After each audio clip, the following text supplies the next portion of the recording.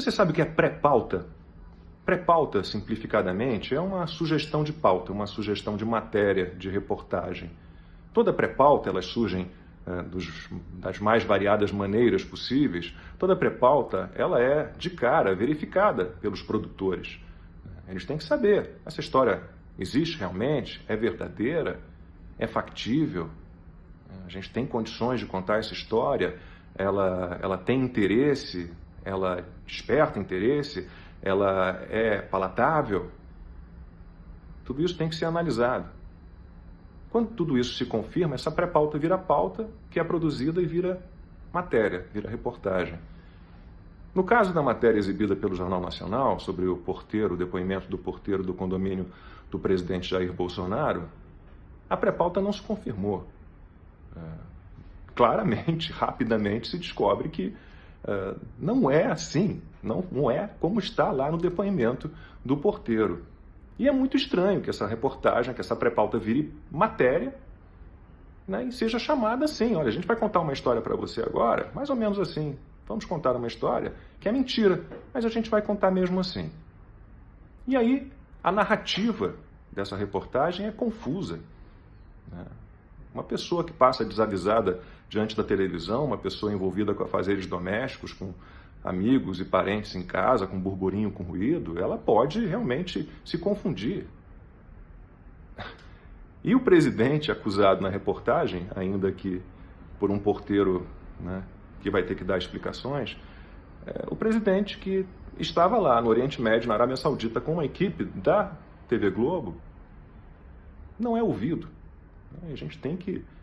Decidiram transformar uma pré-pauta em matéria, sem que a pré-pauta se confirmasse, porque a história não é real, e ainda criam uma narrativa confusa e não ouvem todos os lados da história, e o acusado não é ouvido. É algo muito absurdo. Isso já tinha acontecido, de certa forma, lá na época da campanha presidencial, o caso do WhatsApp, a Folha de São Paulo, uma pré-pauta. Olha, a campanha do Bolsonaro contratou várias empresas para disparar, né, mensagens de WhatsApp. Não conseguiram provar, não houve comprovação disso. E essa pré-pauta, mesmo assim, foi primeira página. Primeira página. Então, é triste. Eu digo sempre, repito, jornalista tem que ser imparcial, isento, curioso, desconfiado, ter sempre senso crítico. Sempre. A gente tem que trabalhar com a realidade, com a verdade, com as histórias reais. A gente vive essa era do supostamente, essa era do suposto, né? Aí tem o aeroporto de Roma, as joias, as pedras preciosas, o leite condensado, os imóveis comprados em dinheiro vivo, a a suposta lavagem de dinheiro delação com... Hã? a suposta delação, né, do Cid. É tudo suposto. A lavagem de dinheiro por doações de Pix, né? Supostamente houve lavagem de dinheiro, supostamente havia um golpe de Estado, supostamente, vamos falar mais à frente, os empresários no grupo de WhatsApp estavam tramando um golpe. É a era do supostamente, do suposto. Contra o Bolsonaro, vale tudo, né? Aliás, já se tentou de tudo, se a gente fizer um esforço de memória, né? Você vai começar lá pelo caso das rachadinhas. Aí você tem o foco pesado no ex-presidente Jair Bolsonaro e no Flávio Bolsonaro.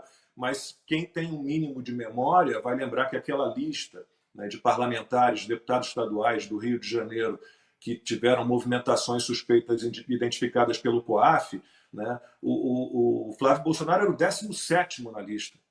O André Siciliano, que faz parte do governo hoje, do PT, que é secretário, né, do governo, está lá em Brasília, ele era o primeirão ali, com 50 milhões de reais.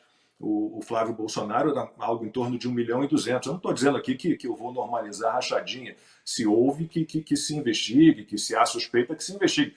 Mas o foco da investigação, como nesse caso das joias, é um foco pesado numa pessoa só, por interesse político. E aí você continua, né? O Bolsonaro mandou matar a Marielle, o Bolsonaro é miliciano. Eu me lembro também da história dos saques em dinheiro. Aí eles pegam um grupo, né, da família Bolsonaro, não apenas o Bolsonaro e os filhos, aí estendem para outras pessoas. Não, fizeram não sei quantos milhões em saque em dinheiro vivo. numa época em que a gente não tinha, isso já faz algum tempo, numa época que a gente não tinha tanta movimentação eletrônica de dinheiro, tanto pagamento eletrônico, transferência eletrônica, e você fazia as contas ali, uma pessoa com o mínimo de honestidade, dava R$ 2.000 de saque por mês para cada pessoa ali reunida nesse grupo da família Bolsonaro. Tudo bem, para um país como o Brasil parece muito, para alguém de classe média, média alta, naquela época em que você não tinha Pix, não tinha nada, R$ 2.000 de saque por mês não era assim tanto, né? Aí vem a compra de imóveis em dinheiro, aí colocam um ex-cunhado do Jair Bolsonaro no rolo, um cara que trabalha com compra e venda de imóvel.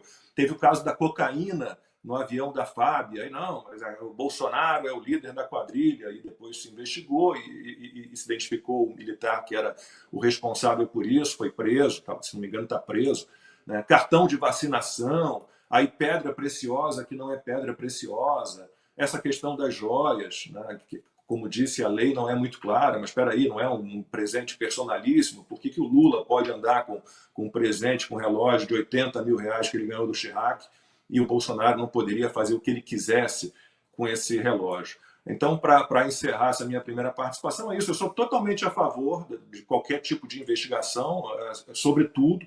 O que não dá para a gente aceitar, né, é perseguição política.